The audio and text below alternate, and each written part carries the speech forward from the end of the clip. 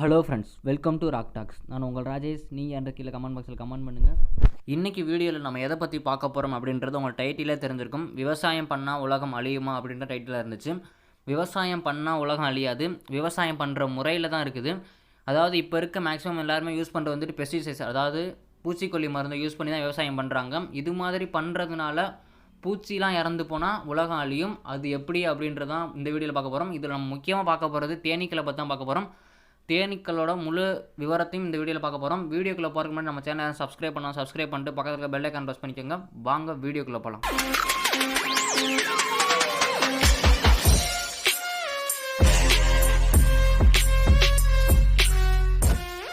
விவசாயம் பண்ணால் எப்படி உலகம் அழியும் அப்படின்றத நிறைய பேரோட கொஸ்டினாக இருக்கும். நம்ம எல்லாருமே சின்ன வயசில் படிச்சிருப்போம் ஃபுட் செயின் அப்படின்ற கான்செப்ட். அதாவது ஒரு பூச்சியை தின்னு ஒரு விலங்கு வாழும், இன்னொரு விலங்கு தின்னு இன்னொரு விலங்கு வாழும். அதுதான் அந்த ஃபுட் செயின் அப்படின்றது. அதே கான்செப்ட் தான் இங்கேயும். இப்போ வந்து நம்ம எக்ஸாம்பிளுக்கு ஒரு செடி வைக்கிறோம்னா அந்த செடியை தாக்குற பூச்சிக்கு மட்டும்தான் நம்ம மருந்து வைப்போம். அந்த பூச்சி இல்லாமல் அந்த பூச்சி திங்க வர பூச்சியும் அந்த மருந்தோட எஃபெக்ட்னால இறந்து போகும். அது மாதிரி இந்த பூச்சி ரெண்டு இறந்து போனதுனால இந்த பூச்சிகளை தின்னு வாழ்கிற பறவையும் இறந்து போகும். இதே மாதிரி தான் அந்த பறவை தின்னு வாழ்கிற இன்னொரு பறவை இறந்து போகும். இதனால தான் விவசாயம் பண்ணுறதுனால உலகம் அழிய போகுது அப்படின்னு சொன்னது. எல்லாருமே நாட்டு மருந்து, அதாவது இந்த இயற்கை உரம் பயன்படுத்துனதுனால இந்த மாதிரி அழியை தடுக்கலாம் அப்படின்றது. இதே சேம் கான்செப்ட் தான் நம்ம தேனீக்களை பற்றி இன்னும் முழு விவரம் பார்ப்போம். ஃபஸ்ட்டு ஒரு தேனில் மொத்தம் 3 விதமான தேனீக்கள் இருக்கும்.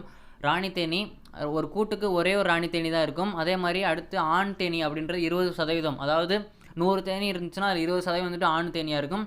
மிச்சம் இருக்க 80% வந்துட்டு வேலைக்கார பெண் தேனிகள். அந்த 80% பெண் தேனியாக தான் இருக்கும். ராணி தேனியோட ஆயுட்காலம் அப்படின்றது பார்த்தீங்கன்னா 2 வருஷம். அதே ஆண் தேனியோட ஆயுட்காலம் 90 நாட்கள். வேலைக்கார பெண் தேனியோட ஆயுட்காலம் 60 நாட்கள். இதில் ராணி தேனியோட வேலை வந்துட்டு முட்டையிறது மட்டும்தான் அதோட வேலையாக இருக்கும், வேறு எந்த வேலையும் செய்யாது. அதே இந்த ஆண் தேனியோட வேலை ராணியோட போய் புணர்றது மட்டும்தான். ராணி தேனியோட புணர்றது மட்டும்தான் இதோட வேலை. இந்த வேலைக்கார பெண் தேனிகள் தான் போய் தேன் எடுத்து வந்து தேன் சேகரித்து பக்குவப்படுத்துறது எல்லாமே இந்த வேலைக்கார பெண் தேனி தான் செய்யும். ராணி தேனியாலையும் ஆண் தேனியாலையும் கொத்த முடியாது. ஏன்னா இந்த ராணி தேனி அப்படின்றது கொடுக்க ஒரு டைம் தான். ஒரு டைம் கொத்துச்சுன்னா அந்த ராணி தேனியோட உயிர் போயிடும், அதனால் கொத்தாது. ஆண் தேனிக்கு அந்த ஆண்மை தான் அந்த கொடுக்க. ஏன்னா அதை வச்சுட்டு அதால் புணர மட்டும்தான் முடியும், அதை வச்சு கொத்த முடியாது, அதனால் கொத்தாது. நம்மளுக்கு ஒரு வேளை அந்த கூட்டில் கை வைக்கும்போது கொத்துறது எல்லாமே பெண் அந்த வேலைக்கார தேனிகள் மட்டும்தான் கொத்தும். தேனிகளோட உணவு அப்படின்னு பார்த்தீங்கன்னா பூக்கள்லேருந்து கிடைக்கிற மருதமும் மகரந்தமும் தான் அதோட உணவை எடுத்துக்கும். ராணி தேனி மட்டும் இதை உண்ணாமல் அந்த பிறந்து முட்டையிட்டு குஞ்சு பொறிச்சு 21 நாட்களுக்கு முன்னாடியே இருக்க குட்டிய தேனிகளோட மண்டையிலேருந்து ஒரு திரவம் சுரக்கும். அதை மட்டும்தான் அதோட உணவை எடுத்துக்கும். அதனால தான் ராணி தேனியோட ஆயுட்காலம் 2 வருஷம் வரைக்கும் நீடிக்குது. அந்த தேன் கூட்டில் இருக்க பிறந்த 21 நாட்களுக்கு அப்புறம் இருக்க தேனீகளில் பாதி மட்டும் தேனை தேடி கிளம்பும். அங்கே போய் பூவில் இருக்க மதுரத்தை உறிஞ்சி தன்னோட தேனி பையில் வச்சுக்கும். அந்த தேனி பையில் வைக்கும்போது அதோட உடம்புல இருக்க ஒரு விதமான என்சைன் வந்துட்டு அதை லிக்யூடாக க்ரியேட் பண்ணி இந்த மாதிரி நிறைய மதுரத்தை சேர்த்துக்கிட்டு அங்கே கூட்டில் இருந்த மீதி தேனிக்கிட்ட கொண்டு இதை கொண்டு கொடுக்கும். அது கொடுக்கும்போது வாமிட் பண்ணும், அதாவது கக்கும். அது கக்கிறதுனால மறுபடியும் அந்த தேனி கொண்டு ஒரு செல்லில், அதாவது இது 50 டைம் கக்குனா தான் அங்கே வந்துட்டு ஒரு செல் ஃபில் ஆகும். அந்த தேனியோட உடம்புல இருக்க மறுபடியும் இன்னொரு என்சைன் வந்து ஃபார்ம் ஆகிறனால அது ஃபுல் ஹனியாக மாறும். இங்கே வந்து வாட்டர் மாதிரி லிக்விடாக இருக்கும், அங்கே வந்துட்டு ஹனியாக மாறிடும். இது மாதிரி தான் ஒரு தேன் உருவாகுது.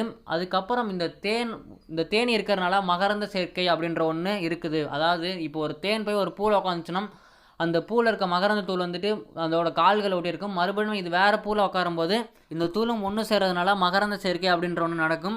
அதே நம்ம பூ செடிக்கெல்லாம் அந்த செடிக்கெல்லாம் மருந்து அடிச்சிருந்தோம்னா அந்த செடியில் இருக்க பூவில் இருக்க மகரந்த தூளை சேகரிக்க போகும்போது நம்ம மருந்து அடிச்சுக்கிறனால அந்த தேனி வந்து இறந்து போகும். ஏன்னா அதோட பசை, காலில் இருக்க பசை ஒட்டாது. அதனாலேயே அந்த மகரந்த சேர்க்கை அப்படின்ற ஒன்று நடக்காது. மகரந்த சேர்க்கை இல்லைனா மரம் செடி கொடிலாம் வளர வாய்ப்பே கிடையாது. அதனால தான் இந்த மகரந்த சேர்க்கை நடக்கலான்னு இந்த உலகம் அழியும். நெக்ஸ்ட் வீக் இன்னும் தெளிவாக லைவாக தேன் கூட வந்து ஒரு விளாகாக போகலான்னு இருக்கேன்.